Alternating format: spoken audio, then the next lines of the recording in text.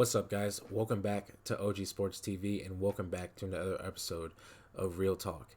This weekend, we have the NFL divisional games, and I'm really excited for these games. The four games are Rams visiting the Green Bay Packers, the Browns visiting the Chiefs, the Bucks visiting the Saints, and the Ravens visiting the Bills.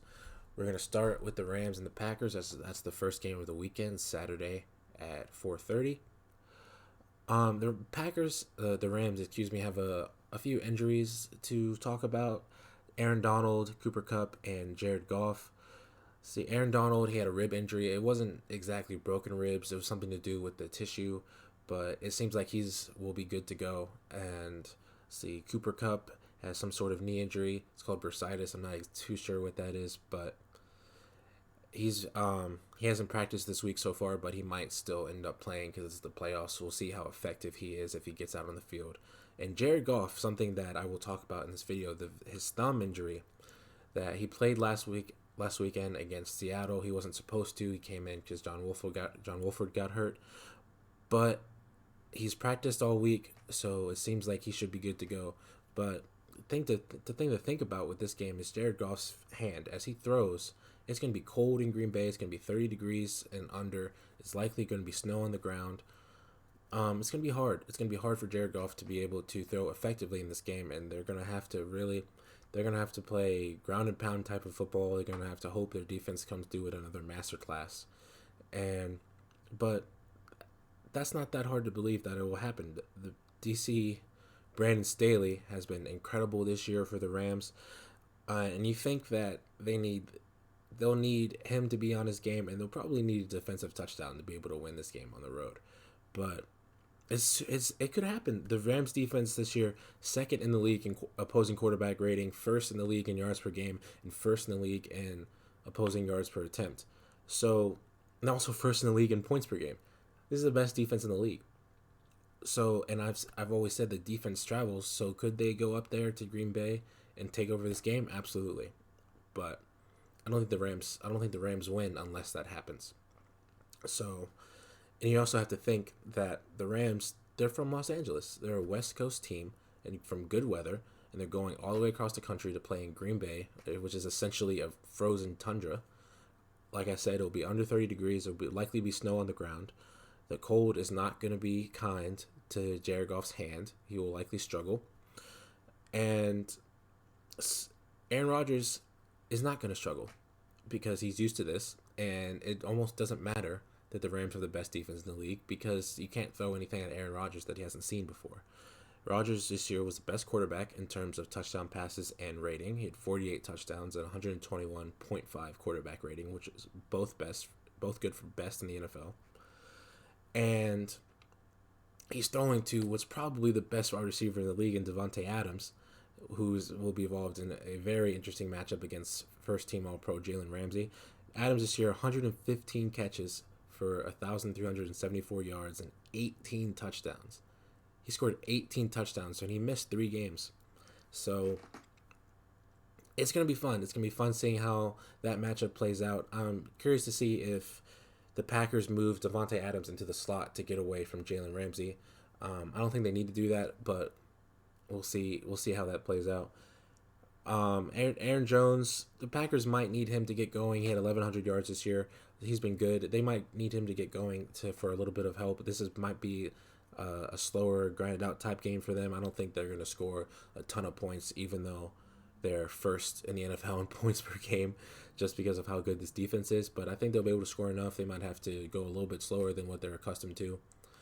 But I think that what they should do is they continue to feed Aaron Jones. They get him out and move him and get him in the slot, get him on some screen plays, some quick dump off plays, design screens. So I think that could be very effective for them. The Rams can definitely go to Green Bay and win this game. I don't think they will. I think Aaron Rodgers is playing too well, and I'm going to take Aaron Rodgers at home in the conditions that he's used to over the Rams. On to the next game. Next game this weekend is the Saturday night game between the Bills and the Ravens, which might be the most exciting game of the weekend. The Ravens last week had an incredible display on defense. They held Derrick Henry to 2 yards per carry, who's probably a Hall of Fame running back, NFL's leading rusher 2 times in a row. So that's super impressive. And they don't have a running back on the Bills to do that against this week because they barely run the ball.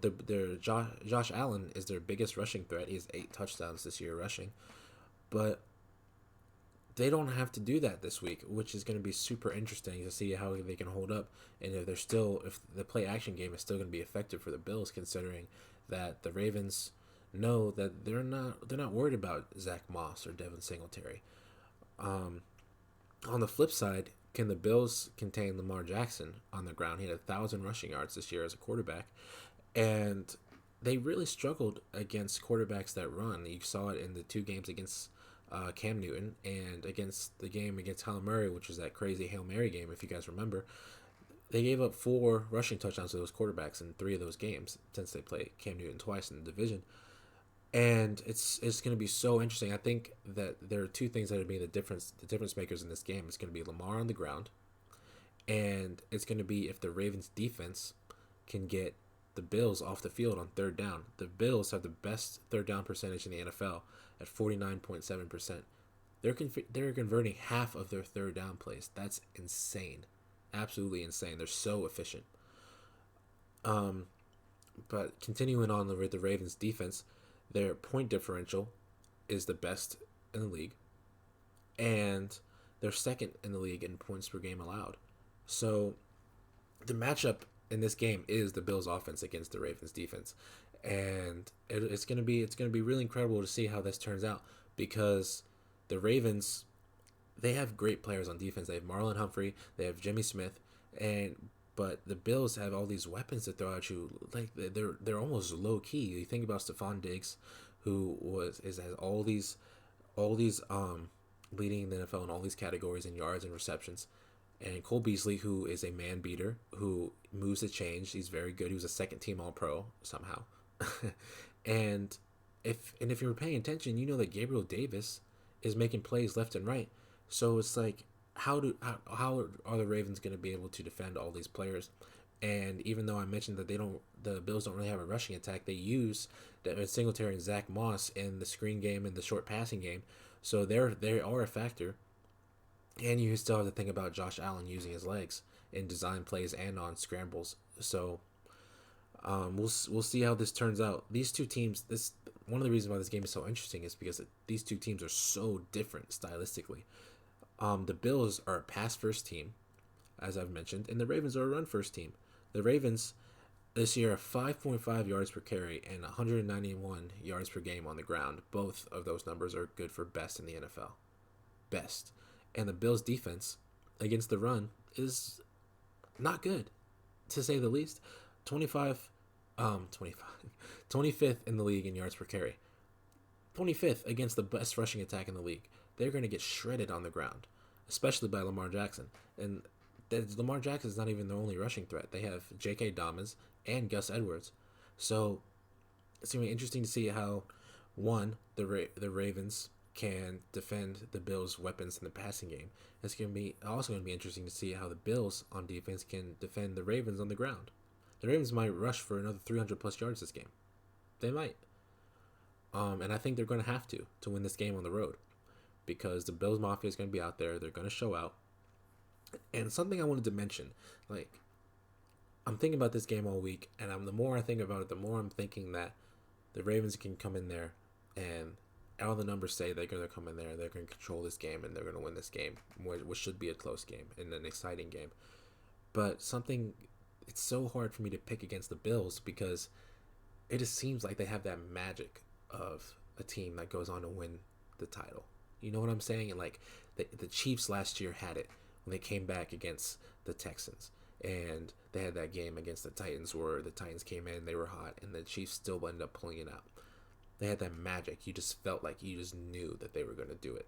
The 2019 Nationals, if you watch baseball, they just had that magic in the postseason. It didn't matter what anybody else did. The Eagles, when they won the Super Bowl, they just had it. It's an it factor. It's hard to describe, but you just know it. The Bills feel like they have it this year. So it feels like anything that like they're gonna get all the lucky bounces. They're gonna get like stuff is just gonna happen in their favor because I think this is just one of those things where it's just their year. So we'll see how this plays out. Like my brain tells me to pick the Ravens, but my heart is telling me to pick the Bills. So I think I'm picking the Bills, even though the numbers go against it. Tell me what you guys think in the comments. On to the next game. The first game on Sunday is the Browns going to Kansas City to play the Chiefs. And this game could be fun. The Browns had an incredible win last week, their first playoff win, and God knows how long. And they beat a division rival in the Steelers, who Juju, was talking too much, So this could be fun. But I don't know how much the Browns can do to give themselves a chance in this game. And there's two reasons why the Browns are going to lose. The first one is that last week Pittsburgh was unprepared. The Chiefs won't be. In his career, head coach Andy Reid, after a bye week, is unbeatable. In the regular season, he's 19-3. After a bye week and in the playoffs, he's 5-2. The man is always ready, especially when you give him time. He's one of the best coaches in league history, and he's going for it again this year. And they're going to be prepared for what the Browns are going to throw at them. And the second reason that the Browns are going to lose this game is because the Browns' pass defense and their pass rush is not good enough to be able to stop Patrick Mahomes. This year, the Browns' pass defense was 22nd in yards per game. And to compare that to the Chiefs' passing offense, they were first in total passing yards per game. Or just total yards per game, excuse me.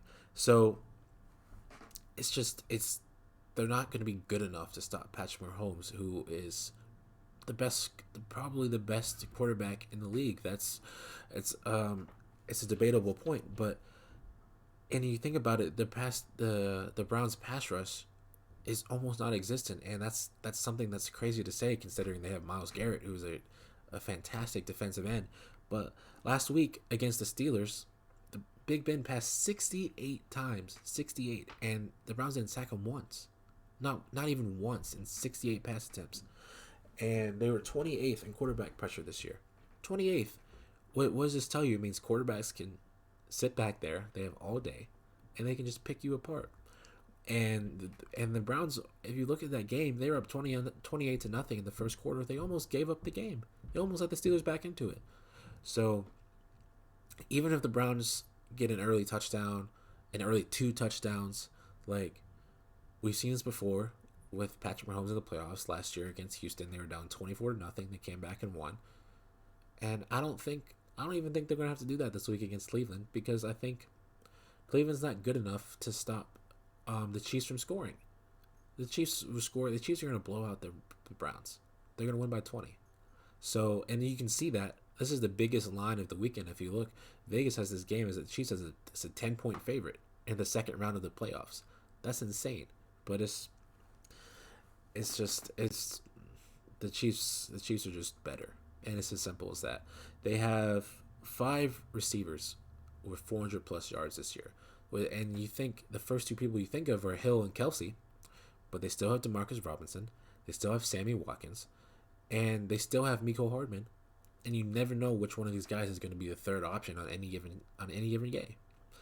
So something that's like a lower storyline is Kareem Hunt back in Kansas City to play his former team. That's a fun storyline. It'd be cool if he can fall into the end zone at some point, but I don't think that's going to be a big factor in this game. So, to recap, Andy Reid off a bye is unstoppable.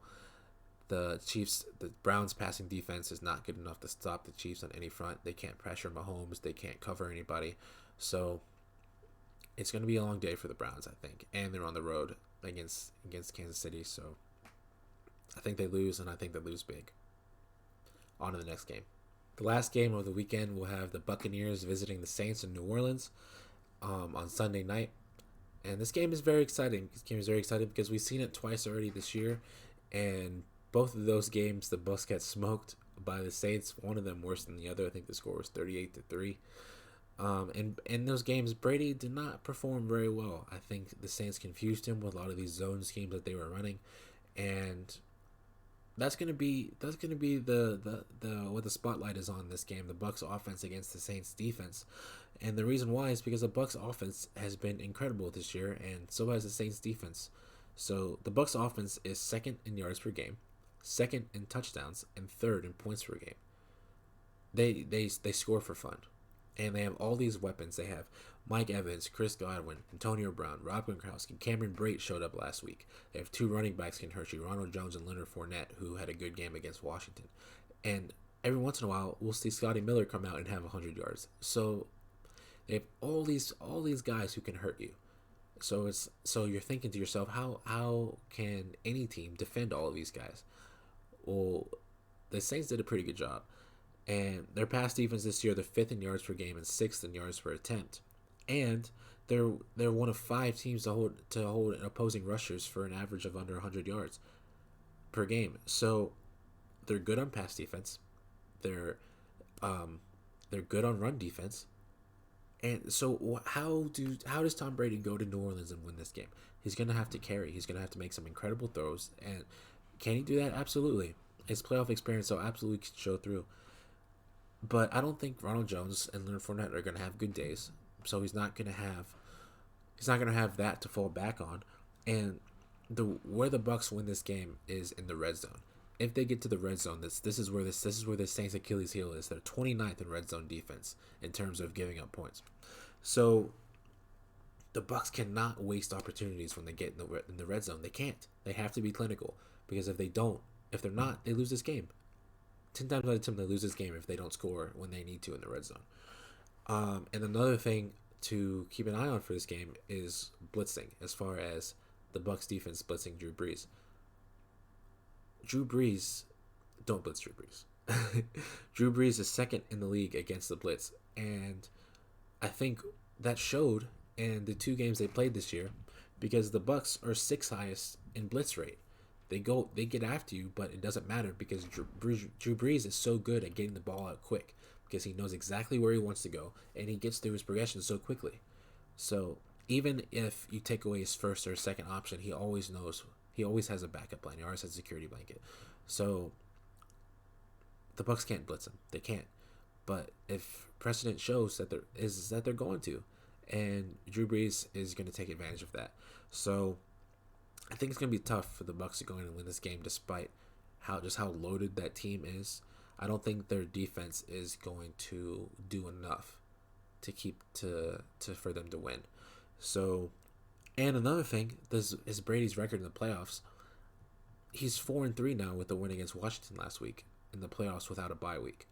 4-3 compared to his astronomical record with a bye week, considering he had one almost every year with the Patriots. So it's going to be tough for him to go out there. They have to play every game on the road, and even if they win this game, they have to go on the road again, probably to go play Green Bay, which I don't think they win that game either. So I think they're done this year. I think it was a good run, but I think the Saints will win this game. It's hard to beat a team 3 times, but I think they'll do it. I think the Saints will win this game. All right, guys, that'll wrap up this video. Thank you so much for watching. If you enjoyed, please leave a like or a comment down below. And if you're new to the channel, please consider subscribing. It really helps me out. Shout out to all my OGs out there. And remember, be kind to someone today.